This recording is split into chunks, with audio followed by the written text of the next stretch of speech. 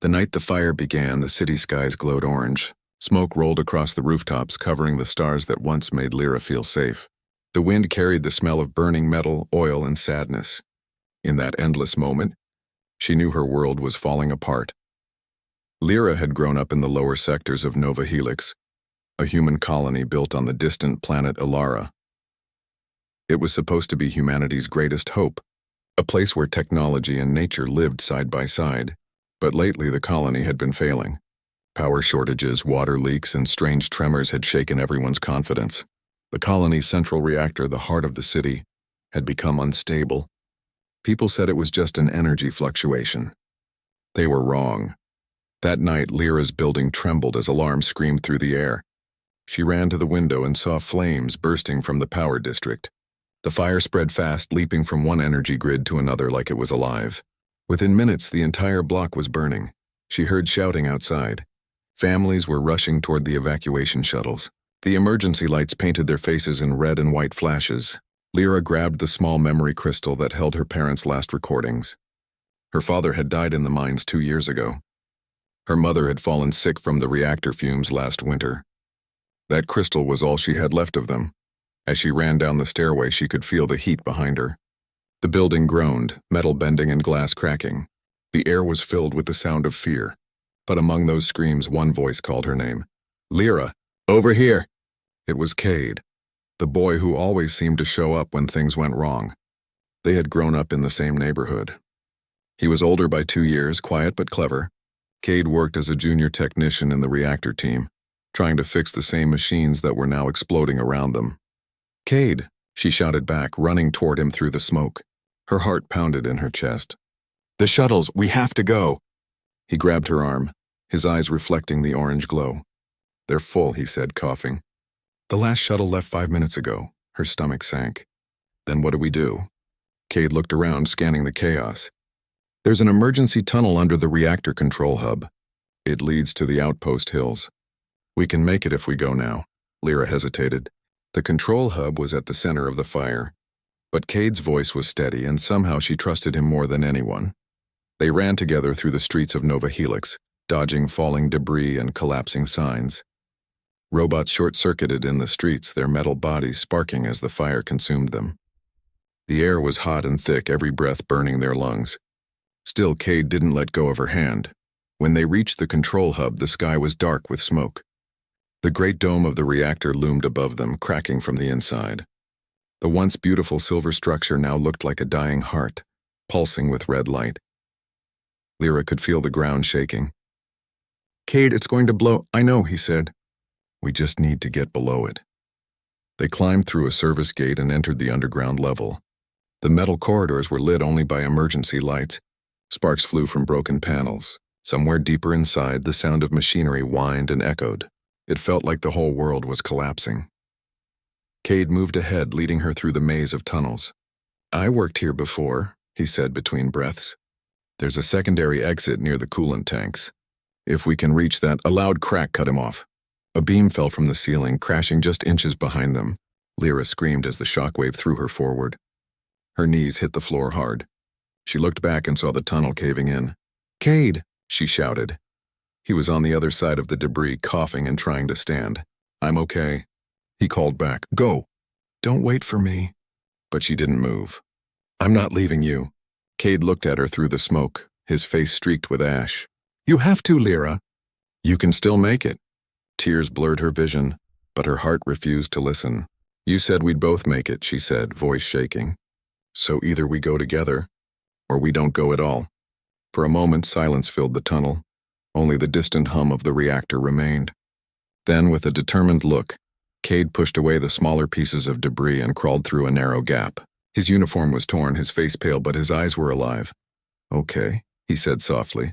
Together. They continued through the underground corridors, moving faster now. The sound of the reactor was louder.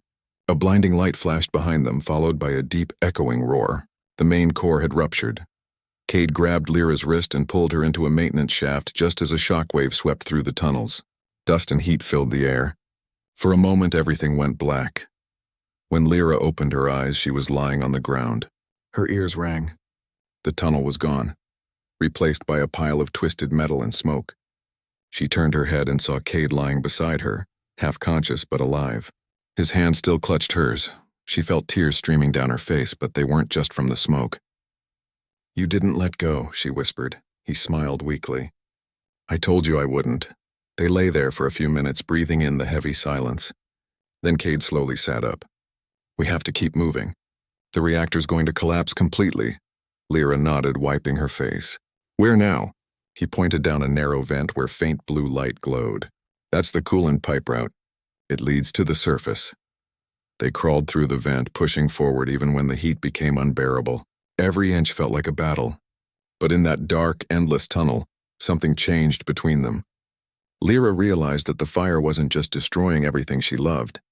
It was also forging something new, something stronger. After what felt like hours, they finally emerged on the hillside outside the colony. The night air was cold and thin. Below them, Nova Helix burned like a dying star. Towers collapsed and sparks rose into the sky. The colony, once filled with dreams, was gone. Lyra stood there staring in silence.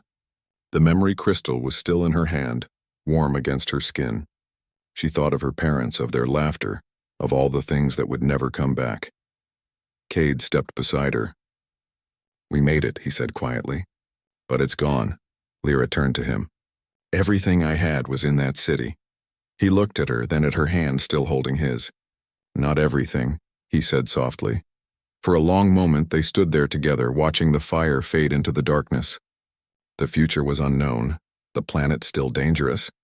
But for the first time, Lyra didn't feel alone. Because even after losing everything, she still had the one person who refused to let go. The morning after the fire was quiet. No alarms, no screaming, no roaring flames, only wind moving through the blackened hills. Lyra sat on a small rock, staring down at the smoking ruins of Nova Helix. The city that once held thousands of people was now only twisted metal and silent shadows. The air smelled of ash and burnt circuitry. Her hands trembled as she held the memory crystal of her parents. The smooth surface was scratched, but it still worked, still glowing faintly, like a heartbeat refusing to stop.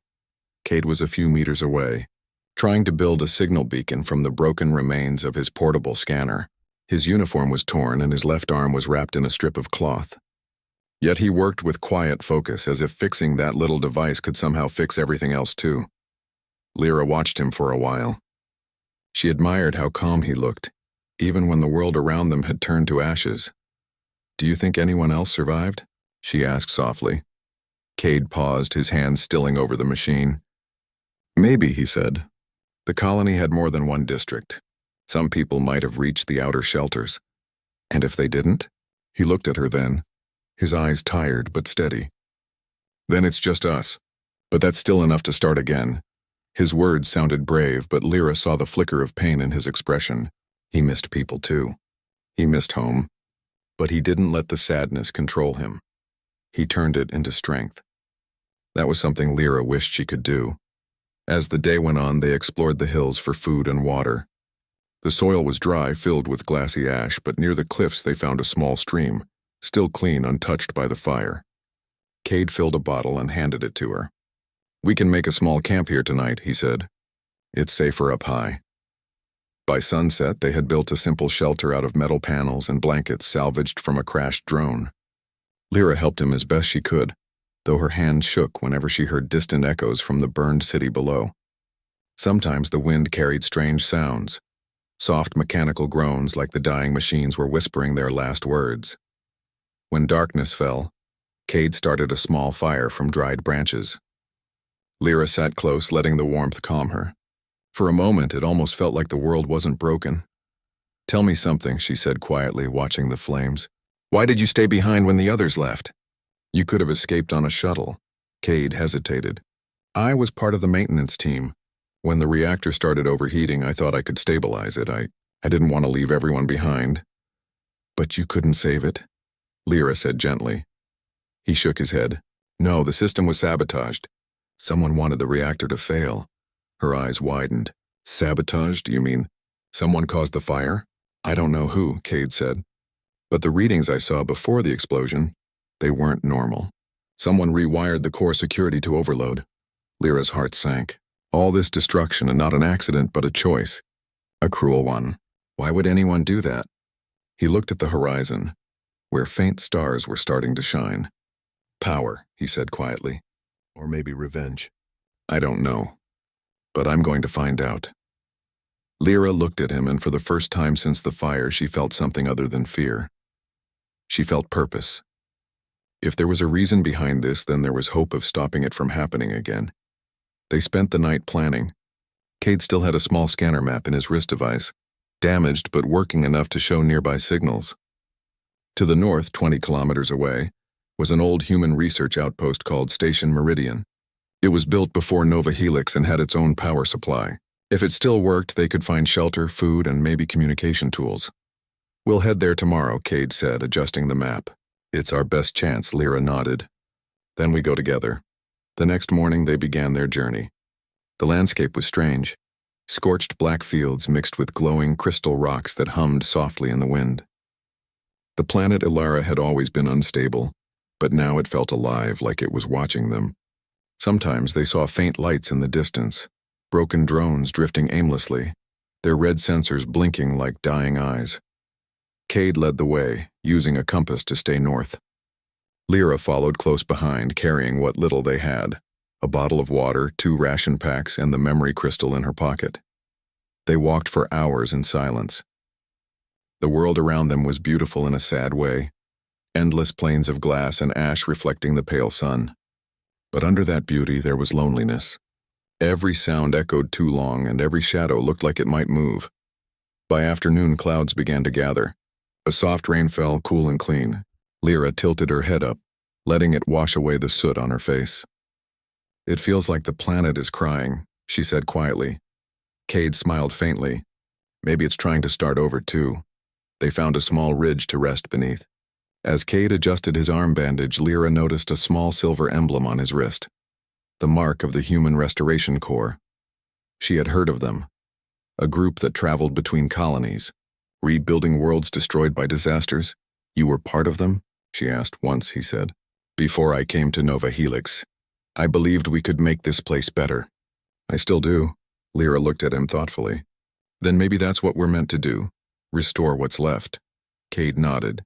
If Station Meridian still stands, we'll rebuild from there. Maybe help others if they're still alive. Their hope grew stronger with every step. Humanity had always been small compared to the universe, but it had one thing no other species did. The will to start again, no matter how many times the fire came. By nightfall, they reached the edge of a valley. Down below, a faint blue glow shimmered between the cliffs. Cade's scanner beeped softly. That's it, he said. Station Meridian. From afar, the facility looked mostly intact. The dome roof was cracked, but light still flickered inside. Hope returned to Lyra's chest. We actually made it, she whispered, but when they got closer, they realized they weren't alone. A small group of figures stood outside the station, moving carefully among the debris. They wore dark suits with glowing visors, scavengers or maybe survivors. Cade pulled Lyra behind a broken wall. Stay low, he whispered. Lyra's heart pounded. Are they dangerous? I don't know yet. But look, their suits have markings. That's not civilian gear. She peeked again and saw it. The emblem of AstraCorp, the same company that had built the Nova Helix reactor. Her stomach turned cold. They were the ones who ran the reactor systems, she said. If someone sabotaged it... Cade nodded grimly. It might be them. They watched in silence as the AstraCorp team entered the outpost. Once they were inside, Cade turned to Lyra. We need to find another entrance. I have to see what they're doing here. Lyra wanted to tell him no, that they should wait, rest, stay safe. But something deep inside told her this was important. Maybe this was the truth her parents never knew, the reason Nova Helix burned. Then we go together, she said again. He smiled slightly. You always say that, and I always mean it. They found a maintenance vent near the back of the station and crawled inside. The tunnel was narrow and cold, filled with the faint hum of power still running through old circuits. As they moved forward, they heard voices echoing through the walls, people talking about data recovery and reactor blueprints. Words like test subjects and energy protocol sent chills down Lyra's spine. Finally, they reached a small observation window overlooking the main control room. Inside, a group of AstroCorp engineers stood around a glowing console. On the screen, Lyra saw the name Project Helix Rebirth, and a live data stream showing that the reactor's power was still active beneath the ruins. "It's still running," she whispered. The reactor didn't die. Cade's eyes widened. That means the explosion was only part of it. They wanted everyone to think it failed, but it's still working underground. "But why?" "I don't know," he said. "But whatever it is, it's not good." Lyra stared at the console, feeling a strange mix of fear and determination. Nova Helix was gone, her family was gone, but maybe, just maybe, this was her reason to keep fighting. Because somewhere under all that ash and fire, a secret still burned. And she and Cade were going to uncover it, together. The air inside Station Meridian was cold and dry. Faint blue lights flickered across the walls, and the hum of hidden generators echoed like a heartbeat deep below. Lyra crouched beside Cade, peering through the small observation window into the control room where the AstroCorp engineers stood. They were busy typing on glowing consoles, unaware of the two survivors watching them from the shadows. Cade leaned closer to the cracked glass. His eyes followed every movement the engineers made. "They're running a system restart," he whispered. "They're trying to bring the reactor back online completely." Lyra frowned. "But why?" "The colony's gone. There's no one left to power." He shook his head slowly. "That's what doesn't make sense, unless—" He hesitated, the thought forming in his mind like lightning. "Those they're not powering the colony. They're powering something else." Lyra's heart skipped. "Something else?" Cade nodded grimly. "Project Helix Rebirth. It wasn't about the colony's survival. It was about creating energy strong enough to control this planet itself." Lyra blinked. "Control the planet?" "Ilara isn't stable," he explained softly. "Its crust is full of energy veins, plasma channels that react to magnetic pulses. AstroCorp found a way to use the reactor to control them. But if it went wrong, the energy could burn everything. The fire wasn't an accident, and it was the test." Her breath caught. "So they destroyed Nova Helix on purpose?" He didn't answer. His silence said enough. For a long moment, neither of them moved. The truth was heavier than the silence around them. Lyra felt anger rising, not wild or hateful, but deep and quiet like a slow-burning flame. All the lives lost, all the families broken, and because of greed and lies. Cade finally stood. "We have to stop them," he said. "If they restart the core, the planet could collapse from within." Lyra looked at the team of engineers. They were using advanced tools, and their suits gleamed with new tech. "How can we stop them?" "We don't have weapons." Cade smiled faintly. "We don't need them. We have knowledge." He pointed to the ventilation corridor leading toward the power relay room. "If we cut the relay from there, the system will go into safety lockdown. It'll buy us time to reach the control center and disable it completely." Lyra hesitated, fear touching her voice. "What if they see us?" "Then we hide," he said calmly. "Like we always do," she nodded. They had survived fire, collapse, and loss. They could survive this too. They crawled through the narrow tunnel, the sound of the engineers fading behind them. The vent was cold, but the metal walls pulsed softly with energy, the faint rhythm of the reactor far beneath the earth. Every few meters, Cade stopped to check the scanner on his wrist. It flickered weakly, but the map still worked. When they reached the relay room, Lyra gasped softly. The chamber was filled with glowing cables that hung from the ceiling like silver vines. In the center stood a tall crystal column humming with blue light. The reactor's pulse. Cade approached it carefully. "This is it," he whispered. "The relay. If we can cross-wire the circuit here, the system will think there's a failure and shut itself down." Lyra helped him pry open a panel. Sparks jumped and the air buzzed with energy. Cade worked fast, his fingers moving with quiet confidence. He had done this kind of repair 100 times before. Only this time he wasn't saving the reactor. He was stopping it, but just as he connected the last wire, a loud click echoed behind them. Lyra froze. She turned and saw one of the AstroCorp engineers standing in the doorway. The man's visor glowed red and his voice came through a distorted speaker. "Step away from the relay." Cade slowly raised his hands. Lyra's heart pounded, but she didn't let go of the cable she was holding. The engineer took a step forward, scanning them. "You're survivors from Nova Helix," he said. "You shouldn't be here. This is restricted, Cade kept his voice calm. You caused the fire. You killed everyone. The engineer didn't respond at first. Then he said quietly, sacrifices are necessary for progress. Project Rebirth will change everything. Lyra's voice trembled with anger. You destroyed lives for your experiment. He turned toward her, the red light from his visor flashing. We didn't destroy lives. We transformed them. You'll see soon enough. Then, before either of them could react, he tapped his wrist pad, and the lights in the room surged. The relay began to glow brighter, energy pulsing faster and faster. The reactor was waking up. Cade grabbed Lyra's hand. Run! They dashed through the maintenance corridor as the floor shook beneath them. Blue light spread along the walls like lightning veins. The sound of the reactor filled the air, deep, alive, angry. The entire outpost trembled. They reached the main control chamber again, hiding behind a console as alarms blared. The Astrocorp engineers shouted commands, trying to stabilize the surge. Cade looked at Lyra, breathing hard. We can't stop it from here, he said. We have to go underground to the old reactor tunnel. Lyra stared at him. That's suicide. The whole place is collapsing. I know, he said, but if we don't, the planet could go with it. For a moment, she wanted to scream at him to stop being brave. But then she remembered this was who he was, the boy who never let go no matter how much the world burned. She nodded.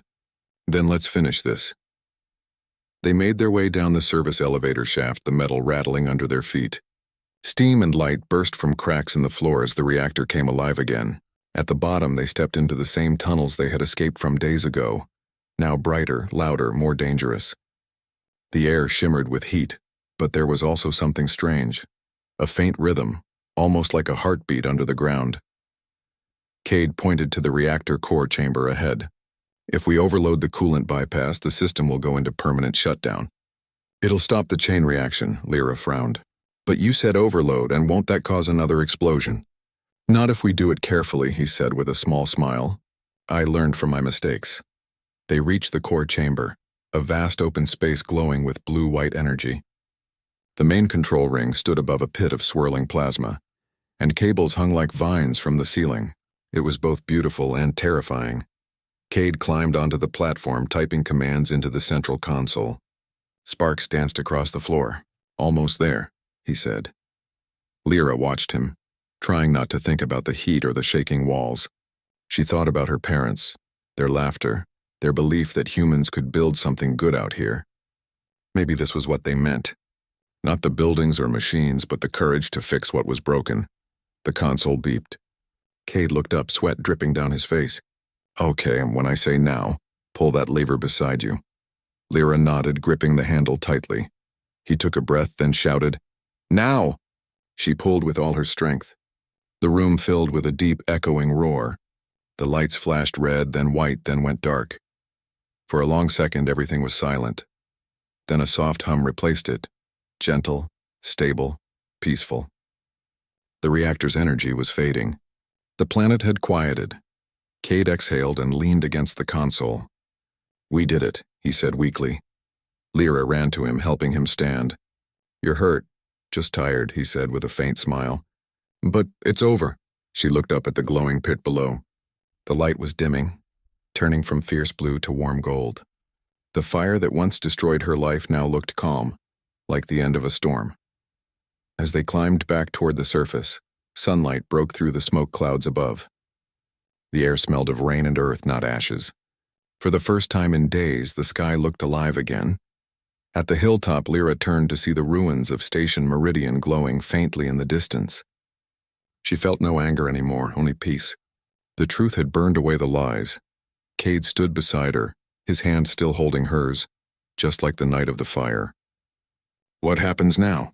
She asked softly. He looked toward the horizon where faint green lights shimmered. Maybe the signs of other survivors, maybe just the planet healing itself. We rebuild, he said. Not for Astrocorp. Not for anyone else. For us, Lyra smiled through tears. You think we can? He nodded. Humans always can. That's what we do. The wind blew gently, carrying away the last traces of smoke. Lyra closed her eyes and felt the warmth of the sun on her face. She had lost everything. Her home, her family, her old world. But standing there beside Cade, she realized something deeper. Sometimes, what survives the fire isn't what was built, but what refuses to break. And that unbroken part, the human heart, would always find a way to rise again.